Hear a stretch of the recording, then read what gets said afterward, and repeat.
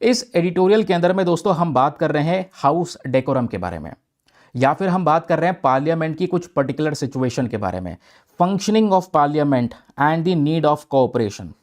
आज हमारे देश की जो पार्लियामेंट है इसमें रूलिंग पार्टी, ओपोजिशन पार्टी, इनके बीच में ऐसे मल्टीपल क्लैशेस देखने को मिलते हैं, जबकि आर्टिकल में राइटर साहब का कहना यह है एक कोऑपरेशन होना चाहिए। ठीक है, चाहे आप ओपोजिशन में हो चाहे आप रूलिंग में हो, दोनों के बीच में कोऑपरेशन होगा, क्योंकि ऑब्वियस सी बात है ओपोजिशन वाले रूलिंग में आना चाहेंगे, रूलिंग वाले रूलिंग में बना रहने चाहेंगे, लेकिन सबका मेन पर्पस क्या होना चाहिए?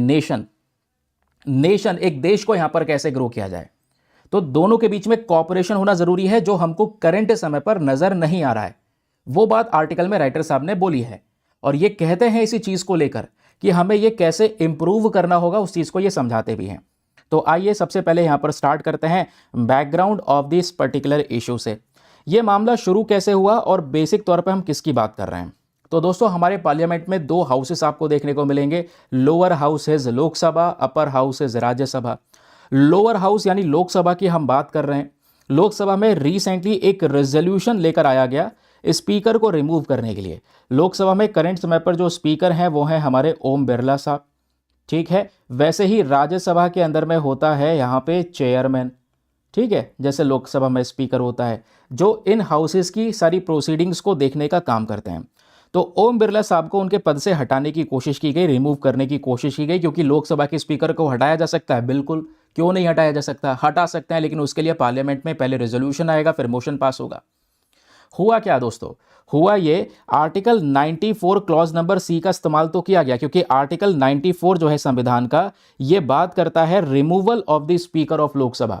वेरी इंपॉर्टेंट पॉइंट आपके प्रीलिम्स के लिए पूछा जा सकता है, क्योंकि आर्टिकल 21 ऐसे आर्टिकल मतलब तमाम बहुत सारे आर्टिकल्स को लेकर यूपीएससी ने सवाल पूछा हुआ है कि हाँ ये आर्टिकल किस चीज से एसोसिएटेड है। तो article 94 removal of the speaker of Lok Sabha से एसोसिएटेड है। तो रेजोल्यूशन यहां पर लाया गया, बट ये रेजोल्यूशन दोस्तों यहां पर आप कह सकते हैं कि ज्यादा कॉन्फिडेंट साबित नहीं हुआ। ठीक है, अब ये कॉन्फिडेंस साबित नहीं हुआ, जो रेजोल्यूशन था वो फेल हो गया, रिजेक्ट हो गया, जिसकी वजह से अभी लोकसभा के जो स्पीकर हैं ओम बिरला साहब वो बने हुए हैं। सवाल यह है कि ऐसा क्या हो गया कि लोकसभा के स्पीकर के खिलाफ में रेजोल्यूशन लाना पड़ा। ठीक है, ये ओपोजिशन पार्टीज साथ में मिलकर यहां पर रेजोल्यूशन लेकर आती हैं।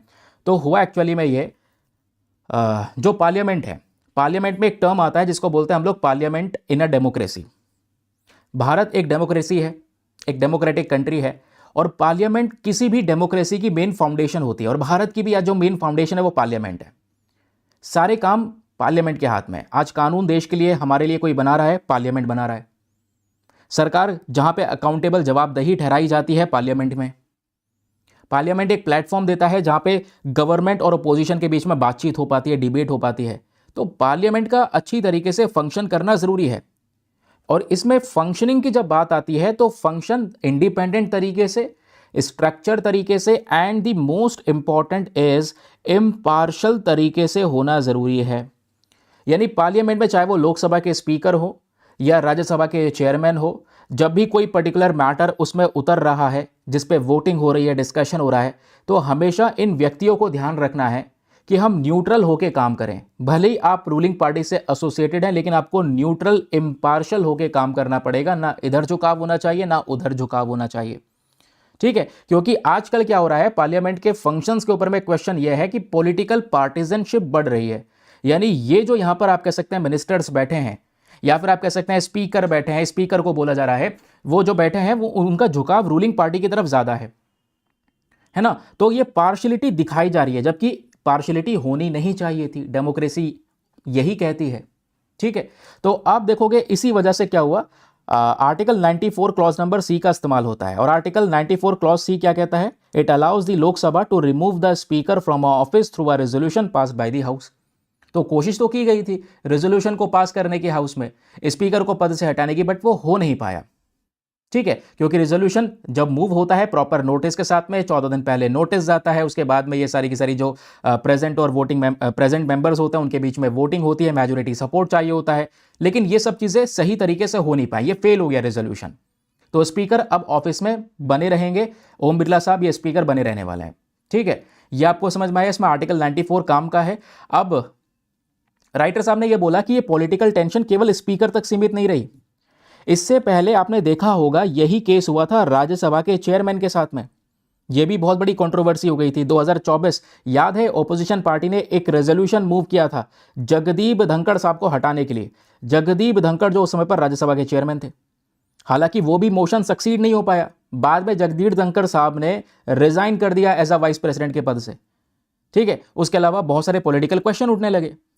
तो यही बोला जा रहा है कि भाई सिचुएशन क्या हो गई है, चाहे वो राज्यसभा के चेयरमैन हो, लोकसभा के स्पीकर हो, इन पे क्वेश्चन उठ रहे हैं।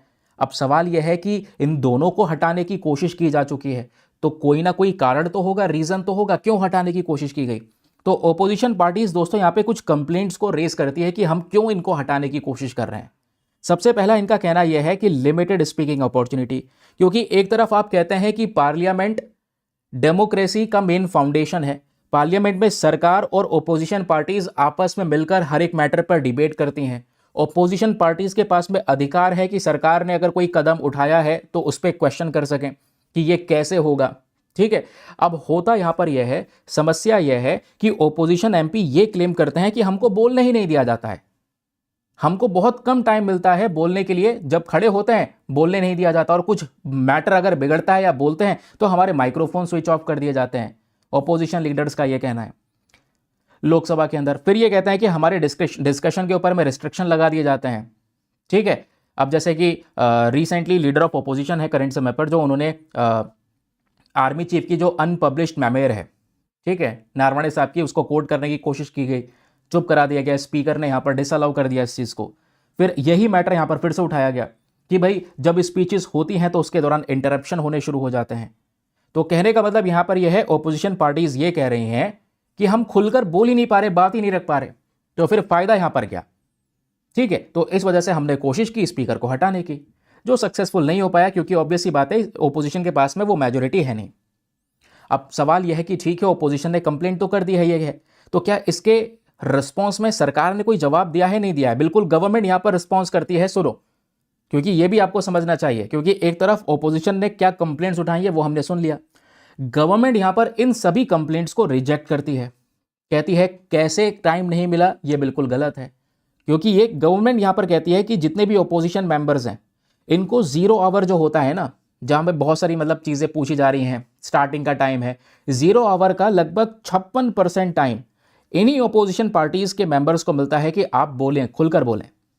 ओपोजिशन एमपीज जो हैं ये ज्यादा सप्लीमेंट्री क्वेश्चंस पूछते हैं then the ruling party MP, यानी रूलिंग पार्टी के मेंबर ऑफ पार्लियामेंट्स कम सवाल पूछते हैं, ओपोजिशन पार्टी के ज्यादा क्वेश्चन पुटअप किए जाते हैं। पार्लियामेंट के अंदर में आप देख पाओगे तो एक हाई प्रोडक्टिविटी देखने को मिली है during this particular speakers tenure, यानी स्पीकर रहे हैं तो ज्यादा बढ़िया प्रोडक्टिविटी है, और ओपोजिशन को ज्यादा टाइम मिला है, ज्यादा चांसेस मिले हैं, ज्यादा क्वेश्चन उन्होंने उठाए। डिबेट 14 रीजनल लैंग्वेजेस में हुई है, जो ये दिखाता है इंक्लूसिविटी को। द गवर्नमेंट यहां पर ओपोजिशन के ये सारी कंप्लेंट्स को खारिज करती है। वो कह रही है कि ओपोजिशन लीडर्स खुद कई बार पार्लियामेंट्री सेशन से एब्सेंट रहते हैं, ठीक है, वो गायब रहते हैं सेशन से, ठीक है, या फिर जब कोई मैटर डिस्कस किया जाता है, इधर से जवाब दिया जाता है तो यहां पर उठकर जाने लगते हैं, ये गवर्नमेंट का कहना है। ठीक है, तो ये क्लैश चल रहा है। तो राइटर साहब कह रहे हैं यही नहीं होना चाहिए था। कुछ मैटर है, ओपोजिशन ने क्वेश्चन पूछा, आप जवाब दे दो, काम खत्म। कैसे इंप्रूव किया जाएगा अगर इस प्रकार के सवाल है, तो यहां पर उसका जवाब दिया जाए। तो इशू यही है कि ऐसे ही क्लैशेस बरकरार रहेंगे, आप उनकी नहीं सुनोगे, वो आपकी नहीं सुनेंगे, आप बोलोगे वो उठ के चले जाएंगे, वो बोलेंगे आप उठ के चले जाओगे। इससे क्या है, पार्लियामेंट्री डेकोरम जो डिसिप्लिन है पार्लियामेंट का, वो बेकार हो रहा है। और यही डिबेट क्या करता है, एक बहुत बड़े पॉलिटिकल डिवाइड को जन्म देता है।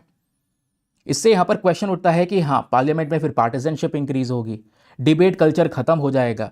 अब डिबेट कल्चर खत्म हो, पार्लियामेंट का तो मेन पर्पस ही था डिबेट करवाना, कोई मैटर आया तो पार्लियामेंट का रोल डेमोक्रेसी के अंदर में खत्म हो जाएगा। तो राइटर साहब यहां पर कहते हैं इसका अल्टीमेट सोल्यूशन, वे फॉरवर्ड क्या है। अगर पार्लियामेंट की डिग्निटी, पार्लियामेंट की इफेक्टिवनेस को वापस से रिस्टोर करना है, तो रूलिंग पार्टी और ओपोजिशन पार्टी आपस में मिलकर कोऑपरेट करें। ठीक है, तो ये दोनों मिलकर यहां पर इसमें ऑपरेट करें। ये बात हो रही है कि पार्लियामेंट की जो प्रोसीडिंग्स हैं वो हमेशा फेयर रहें, इम्पार्शियल रहें, रिस्पेक्टफुल रहें, और स्पीकर को न्यूट्रलिटी मेंटेन करनी चाहिए, और ओपोजिशन पार्टीज को भी यहां पर लगातार डिबेट में पार्टिसिपेट करना चाहिए। ठीक है, इससे क्या होगा, कोऑपरेशन मजबूत होगा और हम पार्लियामेंट की मजेस्टी को, पार्लियामेंट की डिग्निटी को वापस से रीस्टोर कर पाएंगे। ये हो गया दोस्तों हमारा वे फॉरवर्ड। क्लियर? अब जो भी बातें बताई हैं उसके रिवीजन पॉइंटर से कभी भी रिवाइज करना हो तो आप रिवाइज कर सकते हैं थ्रू दीज इंपॉर्टेंट पॉइंट्स। ये टॉपिक आपके मेंस के लिए ज्यादा काम का है। एक और एडिटोरियल होता है हमारा समाप्त।